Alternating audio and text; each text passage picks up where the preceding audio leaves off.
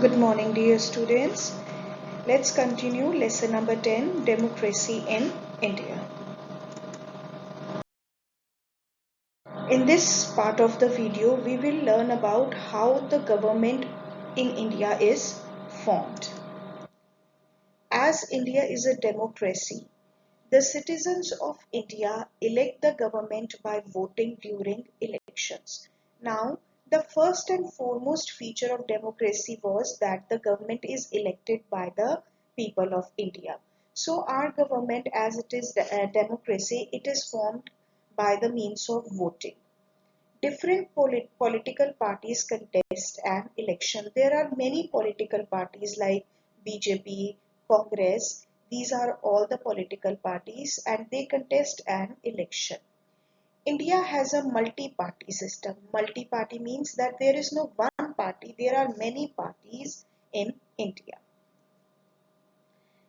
Election Commission. The Election Commission has been set up to hold free and fair elections in the country. Its work starts from fixing the dates for elections to the declaration of the result. Now, for the process of election, one committee is elected. This committee is called as the Election Commission of India. This Election Commission is not under any of the political party.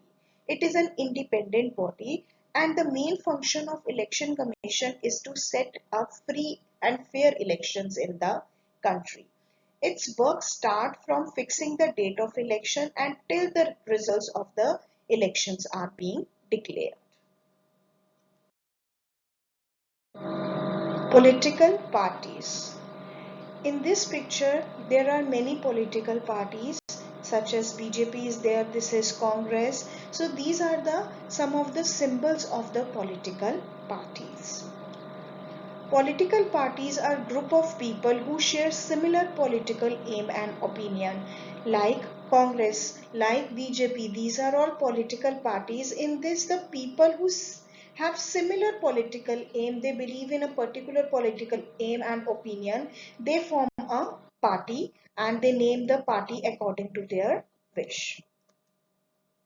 Types of political parties. There are basically two types of political parties. One are called as the national parties. The parties that are present in more than 4 states. Example, Bharatiya Janata Party, BJP, Indian National Congress, INC. These are the national political parties because they are present in more than 4 states. The second one is the regional parties. Parties that are formed only in certain region of India like Aam Aadmi Party, AAP, Telugu Desam Party. These are formed in particular region of India. So these are the regional parties. Elections in India. In India, elections takes place every 5 years of both the state and the central government. A number of candidates from various political parties contest in election. So from the political parties, many candidates, they fill their forms for the elections. For each constituency, the adult citizens who are 18 years and above can cast the vote. And then on the day of the election, people who are 18 years or above, they go and they cast their vote. For each constituency means for each ward. The candidate who gets the maximum number of votes wins and becomes an MP or MLA. The candidate who gets the maximum votes, he becomes an MP, like for the central government, MP, and for the state government, MLA. This is the procedure of voting.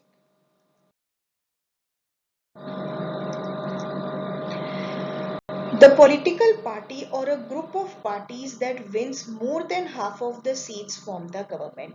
Like in India, at the center, BJP is the political party who has won more than half of the seats. So this time the BJP is the ruling party and it has formed the government at the center. The other party or parties form the opposition, and the majority ones are called the ruling party, and the rest of the parties that get less seats, they form the opposition. The opposition plays a very important role in democracy as they keep an eye on the functioning of the ruling party. Now, these parties that that did not get the majority, they play a very important role in democracy as they keep an eye on the functioning of the ruling party. They keep on asking the questions from the ruling party about their work. They keep on criticizing the work of the ruling party.